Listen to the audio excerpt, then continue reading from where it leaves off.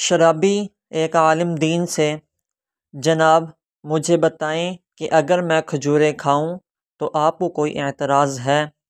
عالم: بالکل کوئی اعتراض نہیں۔ شرابی: اگر اس کے ساتھ کچھ جڑی بوٹیاں کھا لوں؟ عالم: کوئی رکاوٹ نہیں۔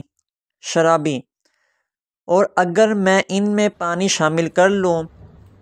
عالم: بڑے شوق سے پیو۔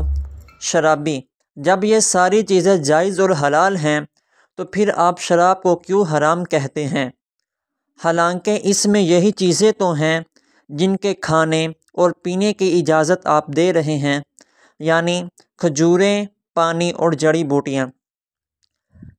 عالم دین شرابی سے کہنے لگا: اگر تمہارے اوپر پانی پھینکا جائے تو اس پر تمہیں کوئی اعتراض ہوگا؟